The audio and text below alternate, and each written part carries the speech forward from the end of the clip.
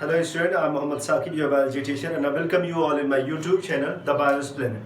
तो स्टूडेंट आज हम बात करने जा रहे हैं सेकेंड ट्रांसपोर्ट सिस्टम के बारे में जो ह्यूमन में देखा जाता है। अभी तक हमने ह्यूमन के सर्कुलेटरी सिस्टम के बारे में बात की जो आपका ब्लड सर्कुलेटरी सिस्टम था।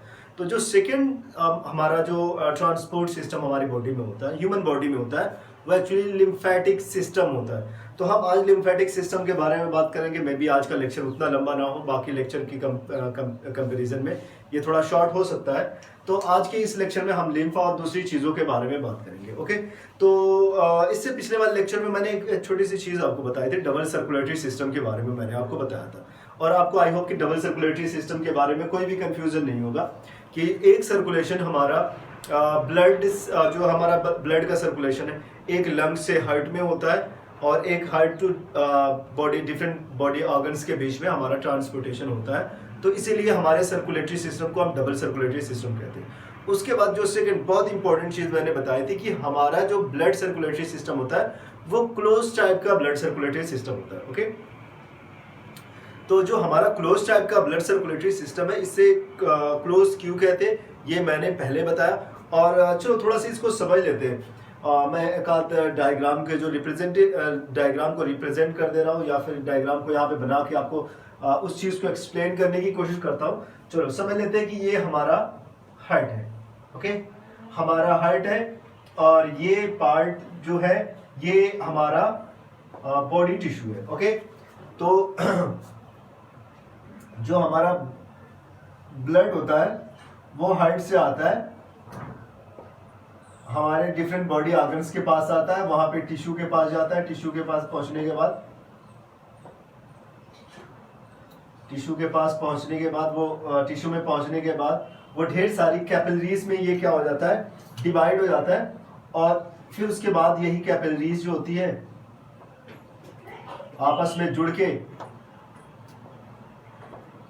फिर से वेन बना लेती है और आपका ब्लड वापस कहाँ पे भेज दिया जाता है, वापस हार्ट में भेज दिया जाता है। तो एक चीज यहाँ पे बहुत इंपॉर्टेंट है, हम इसे क्लोज ब्लड सर्कुलेटरी सिस्टम क्यों कह रहे हैं? हम इसे क्लोज ब्लड सर्कुलेटरी सिस्टम इसलिए कह रहे हैं क्योंकि जो हमारा ब्लड होता है वो इस तरह से रन करता है। यहाँ से वो रन करते हुए जाता है, यहाँ से स्टार्ट होता है मूव करना, वो आगे बढ़ता चला जा रहा है, आगे बढ़ता चला जा रहा है और फिर लास्ट में कहाँ पे आता है, हमारे बॉडी ऑर्गन तक जाता है। वो किसके थ्रू जा रहा है? वेसल्स के थ्रू जा रहा है और वेसल से ये कभी बाहर नहीं निकलता। तो वेसल से अगर बाहर नहीं निकलता हमारा ब्लड तो इसका मतलब हम इसको क्या कहेंगे, क्लोज ब्लड सर्कुलेटरी सिस्टम कहेंगे। तो एक्चुअली आर्थ्रोपोडा में क्या होता है और सिंपल ऑर्गेनिज्म जो होते हैं उनके अंदर ओपन ब्लड सर्कुलेटरी सिस्टम होता है जिसमें उनका ब्लड जो होता है वो वेसल से बाहर निकल जाता है। बट ह्यूमन के केस में ऐसा नहीं होता। हमारा जो ब्लड सर्कुलेटरी सिस्टम होता है या फिर हमारा जो ब्लड होता है वो वेसल्स में ट्रेवल करता है, वो वापस हार्ट में पहुंच जाता है, उनसे बाहर नहीं निकलता। हाँ, बीच बीच में जब मैंने ये बताया कि ये आपका टिश्यू है, ओके, यहाँ तक आई होप कि आपको समझ में आ गया होगा कि ब्लड जो है वो सिर्फ वेसल्स के थ्रू बहता है और कहीं पे नहीं। तो ये टिश्यू है, ये हमारा हार्ट है। हमने इसे समझने के लिए ऐसे बना दिया, पूरा कंप्लीट डायग्राम मैंने बनाया नहीं है क्योंकि देखो कुछ स्टूडेंट है बड़ी तारीफ करते हैं मेरी कि जो डायग्राम मैं यहाँ पे बनाता हूँ बहुत अच्छा होता है। तो देखो, और एक स्टूडेंट ने कहा कि sir I can not draw the diagram like you on my copy. तो मैं कहता हूँ कि देखो अभी वो भी क्लास 9 की स्टूडेंट, एक्चुअली मैंने हमारे और उसमें थोड़ा सा फ़र्क है। मैंने इनकी कई बार प्रैक्टिस की है और आपके पास अभी उतनी प्रैक्टिस नहीं है। आपने अभी स्टार्ट किया बायोलॉजी पढ़ना, आपको बायोलॉजी बहुत पढ़नी है। आपको ये जो डायग्राम मैं बना रहा हूँ आप इससे भी अच्छा डायग्राम बनाएंगे। ओके, बस आपको प्रैक्टिस कंटिन्यू करनी है। आप बायोलॉजी की स्टूडेंट है तो डायग्राम पे थोड़ा सा काम करते रहना चाहिए। हमारा डायग्राम जो है ना वो बहुत ही साफ और क्लीन होना चाहिए।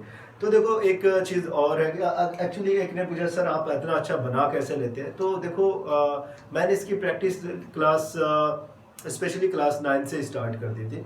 तो जब मैं क्लास 9th में गया तो उस टाइम जो डायग्राम बनाने के लिए आते थे, जो बुक में डायग्राम होते थे और मुझे अपनी कॉपी पे बनाने के लिए होते थे, तो उस टाइम मैं अपनी छोटी बहन फौजिया नाम है उसका, मैं उसको हैंड ओवर कर देता था तो वो डायग्राम बनाती थी रात में। 10th में मैंने यही किया, 11th में भी यही किया, 12th में भी यही प्रैक्टिस मेरी चलती रही इसी तरह से और ग्रेजुएशन भी ऐसे ही निकल गया।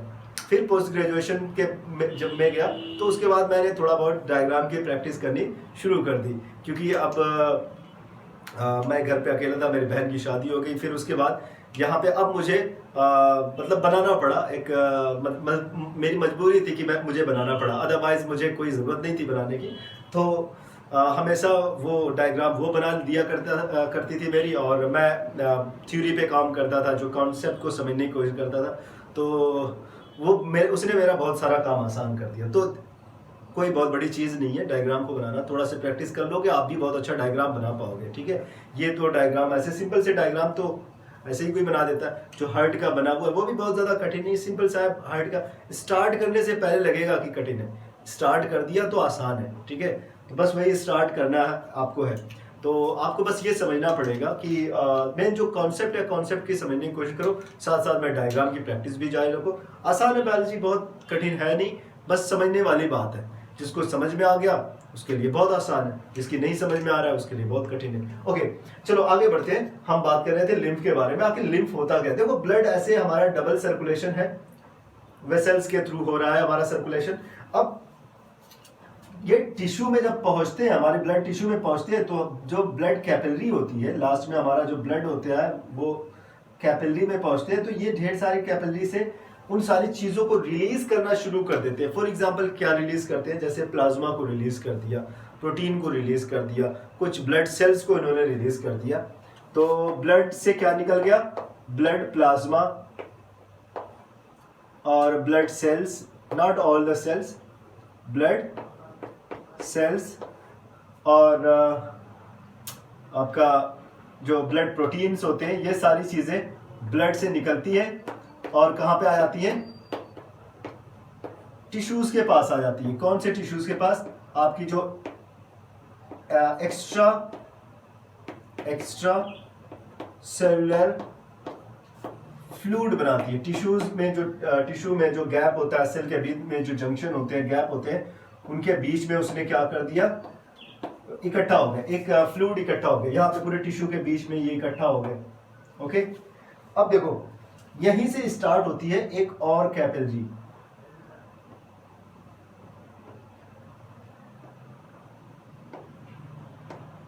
ये कैपिलरी, यहां से एक और कैपिलरी स्टार्ट होती है। यहां पे आपके कौन से टिश्यू बने हुए हैं? एक्स्ट्रा सेलुलर फ्लूइड भरा हुआ है, आपका टिश्यू फ्लूइड है।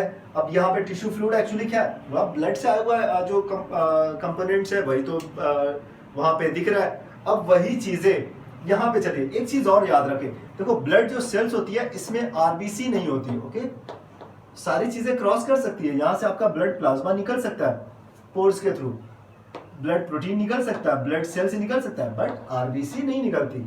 दे are bigger in size and also can not transport across the membrane. तो उससे बाहर नहीं निकल पाते। टिश्यू में आपकी ये सारी चीजें दिख जाती है। फिर इन्हीं टिश्यू का जो एक्स्ट्रा पार्ट होता है वो इन कैपिलरीज के अंदर चला जाता है, जो यहाँ पे आपको कैपिलरी दिख रही है। एक्चुअली ये जो कैपिलरी है, ये कैपिलरी आगे जाके एक वेसल्स बनाएगी, उस वेसल्स का नाम है लिम्फेटिक वेसल्स। ये कौन सी वेसल्स यहाँ पे बनी है? ये लिम्फेटिक वेसल्स यहाँ पे बन गई आपकी। ओके, तो ये आपके पास लिम्फेटिक वेसल्स है।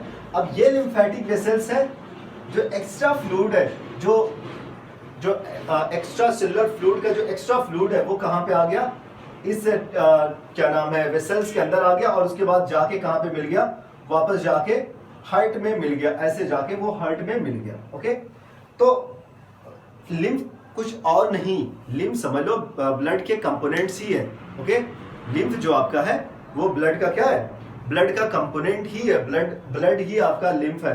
बस उसमें से समझ लेते हैं कि वो फिल्टर्ड ब्लड आपका कुछ नहीं, ये आपका एक फिल्टर्ड ब्लड होता है जिसमें आरबीसी नहीं होता, बाकी plasma, blood cells, blood protein, but ये है कि ब्लड प्रोटीन भी अमाउंट में कम होते हैं। ओके, तो वही फिल्टर्ड ब्लड पहले यहाँ से निकला।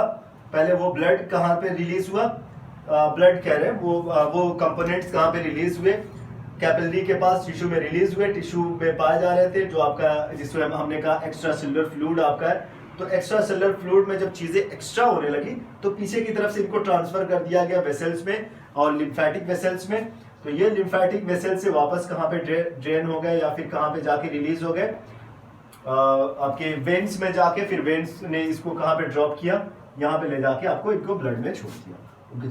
तो इस टाइप के सिस्टम को, जो सेकेंड ट्रांसपोर्ट सिस्टम हमारी बॉडी में है, सेकेंड ट्रांसपोर्ट सिस्टम जो हमारी बॉडी में है,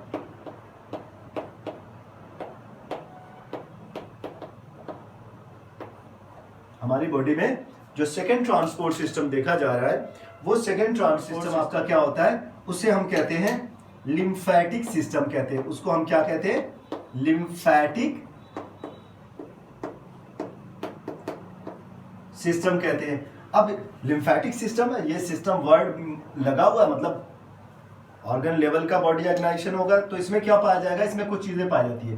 देखो, जैसे आपकी लिम्फेटिक वेसल्स होती है, लिम्फेटिक आपकी वेसल्स हो गई, ओके, लिम्फेटिक वेसल्स हो गई, और क्या इसमें होती है, आपके लिम्फ हो गए, जो फ्लूइड है आपका लिम्फ हो गया। उसके अलावा बीच बीच में कुछ साइट होती है जहां पे इनका कलेक्शन होता है, जहां पे ये लिम्फ जो होता है ना, वापस हार्ट में जाने से पहले इनको क्या होना पड़ता है, फिल्टर होना पड़ता है।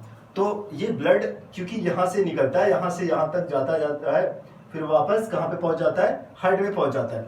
तो सिंगल सर्कुलेशन होता है, कोई ऐसा नहीं कि डबल सर्कुलेशन यहाँ पे देखा जाता है। हार्ट से चीजें कहाँ पे आई, टिश्यू के पास आई, टिश्यू में से फ्लूइड निकला, कंपोनेंट्स निकले, फिर एक्स्ट्रा होने पे इनको जो एक्स्ट्रा सेलुलर फ्लूइड है वो कहाँ पे पुश कर दिए गए, आपके लिम्फेटिक वेसल्स में। लिम्फेटिक वेसल्स आगे बढ़ी, फिर उसके बाद यहाँ पे वेन में, वेन से हार्ट में। तो वेन से जब ये हार्ट में जा रहे हैं तो ये बीच में एक पार्ट जो होता है वो थोड़ा से एक्स्ट्रा स्वेल पार्ट होता है, थोड़ा सा उसमें ज्यादा स्वेलिंग होती है। तो जो आपकी लिम्फेटिक वेसल्स ऐसे होती है, वो बीच में से कैसे हो जाती है, एक फोल्ड इस तरह से थोड़ा से फैली हुई हो बनती है, इस तरह से स्ट्रक्चर बनाती है। इसको हम कहते हैं लिम्फेटिक नोड्स कहते हैं, जहां पे ब्लड को क्या किया जाता है, जहां पे ब्लड को आप फिल्टर करते हैं, यहाँ पे ब्लड को फिल्टर किया जाता है, लिम्फेटिक नोड्स। तो जहां पे ब्लड को फिल्टर किया जाता है, तो सॉरी, लिम्फ को फिल्टर किया, नॉट ब्लड को। तो यहाँ पे लिम्फ को फिल्टर किया जाता है, यहाँ पे जाता है आपके वेन में जाता है, वेन से इनको हार्ट में पहुंचा दिया। फंक्शन इनका बड़ा ही इंपॉर्टेंट है। इनका सबसे इंपॉर्टेंट फंक्शन है कि ये मेंटेनेंस एंड प्रोटेक्शन में इन्वॉल्व होते हैं, और साथ ही साथ इनका फंक्शन अगर मैं आपको बताऊं तो ये आपकी बॉडी मेंटेनेंस स्पेलिंग थोड़ा से देख लेते हैं, मेंटेनेंस और आपका मेंटेनेंस एंड सेकंड ये प्रोटेक्शन में इन्वॉल्व होंगे, एंड ऑल्सो हेल्प करेंगे ट्रांसपोर्टेशन ऑफ, प्रोटेक्शन बॉडी को बहुत सारी डिजीज से बचाते हैं प्रोटेक्शन में, और हेल्प करेंगे transportation of digested and absorb fat. तो इनके ट्रांसपोर्टेशन में भी इन्वॉल्व होते हैं। तो काफी इंपॉर्टेंट रोल होता है। हमारी बॉडी में एक लिम्फेटिक सिस्टम पाए जाते हैं, पूरा का पूरा लिम्फेटिक सिस्टम हमारी बॉडी में फैला हुआ होता है। हमारे एब्डोमेन वाले रीजन में, हमारे नेक में, आर्म में, पेल्विस रीजन में, ऑलमोस्ट हर जगह ये इनके नोड्स और लिम्फेटिक वेसल्स पाई जाती हैं। ओके, तो ये लेक्चर उतना लंबा नहीं था जिसमें मैंने आपको चीज़ों को बताया है। तो आई होप कि इतना समझ में आ गया होगा। हम इसके बाद नेक्स्ट वाले में लेक्चर में हम बात करेंगे कि किस तरह से ट्रांसपोर्टेशन जो होता है वो प्लांट में होता है। मैं उनको बहुत ज़्यादा डिटेल में नहीं बताऊंगा, उतने में ही उनको समझाने की कोशिश करूँ जितने में आपको समझ में आ जाए चीज़ें। ओके, तो आज के लेक्चर में बस इतना ही। Thank you.